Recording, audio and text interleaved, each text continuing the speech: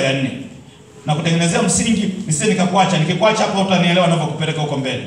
Wakorintho wa 2:4 nasema hivi, kwa hiyo hatulegei, bali ijapokuwa utu wetu wa nje unachakaa, lakini utu wetu wa ndani unafanywa upya siku kwa siku.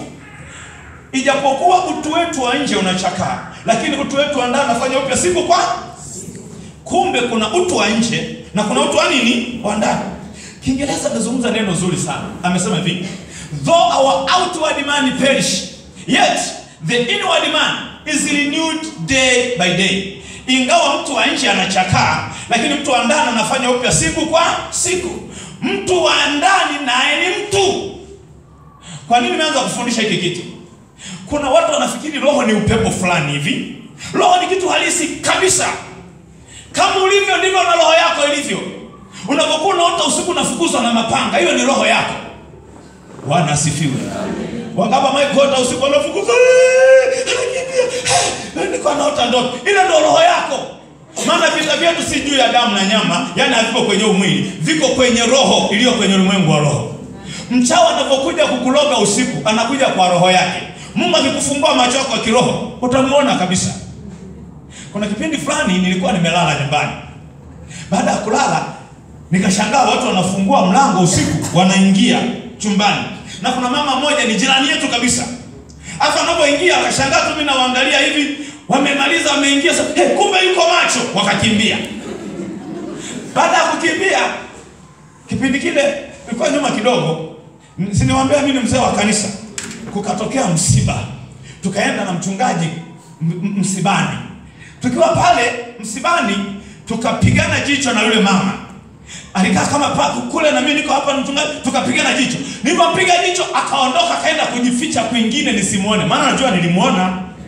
Na mimi nikampiga chenga mchungaji pale, nikaenda karibu aliko nikampiga jicho tena. Nilipompiga jicho akaondoka msibani. Nataka upate nini? Roho sio upepo fulani, ni kitu halisi kabisa. Wamama wale wenye roho mbaya wanaochukuaga waume zao limbwata, wanaweza kaenda kwa mganga kienyeji akaita ile roho na kuifunga kwenye chupa. Na anaiona kabisa, mnaweza kusema ua. Akipiga kule matokeo yanatokea kwenye ulimwengu wa mwili. Bwana asifiwe. Amen. Kwa nini nimeamua kuachilia hili jambo? Kuna watu wanafundishaga na zata wa Sabato nasema roho ni upepo fulani, kwa mtu akifa upepo tu ule unatulia mahali. Roho ni kitu halisi kabisa. Sifa ya pili ya roho, sifa ya pili ya roho. Roho ndiyo inayotia uzima au inayomfanya mtu aishi.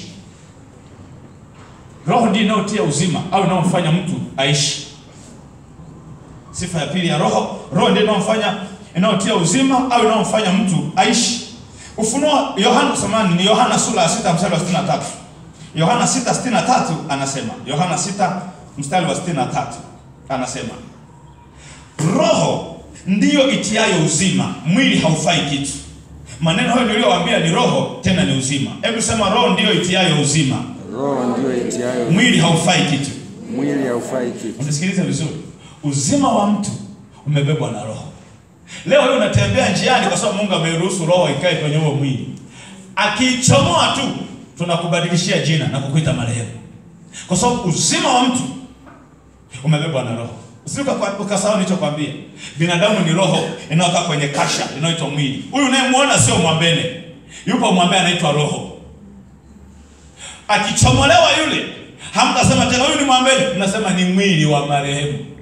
Yeye hayupo. Kwa nini? Uzima wa mtu ndaka vizuri. Yesu anasema roho ndiyo inayotia nini? Uzima. Uzima wa mtu umebebwa na roho, mwili haufai kitu. Sasa Yakobo, kitabu cha Yakobo 2 mstari wa 26. Yakobo 2:26 anasema hivi, maana kama vile mwili pasipo roho umekufa, vivyo hivyo na imani pasipo matendo imekufa. Ndaka vizuri. Mwili pasipo roho umekufa. Mwili ukikosa roho umekufa. Kufa maana yake nini? Ni binadamu anayeitwa roho kuondoka kwenye kasha linaloitwa mwili. Nitakueleza vizuri. Huyu mtu anakuwa hajafa, ila kuna mahali anaenda. Kwa sababu mwili ukikosa roho umekufa. Tunaenda sawa. Ndio maana tunapenda kusema amekata roho. Maana yake nini? Roho imetengana na nini? Na mwili. Nitakueleza vizuri huko mbele. Ikitokea mtu alikufa akafufuka, sawa ukasema hebu ngoja nikamuulize, Bwana nilisikia ulikufa ukafufuka, ulikufaje? Hebu uko niambie ulikokufa. mtabishana kuanzia asubuhi mpaka jioni, atakwambia mimi sikufa. Wasema kwa nini? Atakwambia mimi niliona tu kuna mtu amekuja, amenishika mkono, kuna mahali tunaenda, nimekaa baadaye ndo amenirudisha. Bwana asifiwe. Amen. Lakini kusema kabisa kwamba amekufa, kwa sababu kufa ni kitendo cha huyu binadamu anaitwa roho kuondoka kwenye mwili. Na Yesu anasema, Yakobo anasema mwili ukikosa roho umefanya nini? Umekufa. Kwa nini? Yesu anasema roho ndiyo inayotia uzima, mwili haufai.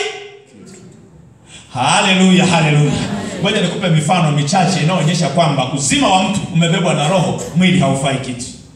Uzima wa mtu umebebwa na roho, mwili haufai kitu. Nikupe mifano michache. Mfano wa kwanza, soma kitabu cha Luka sura ya 8 mstari wa 40 mpaka 55. Luka sura ya 8 nikutengenezea msingi wa muhimu sana ili uweze kujua. Luka sura ya 8 kuanzia mstari wa 40 mpaka 55. Utaona kuna baba mmoja anaitwa Yairo. Alimfuata Yesu. Bwana, naomba kamwombee binti yangu yuko katika hali ya kufa.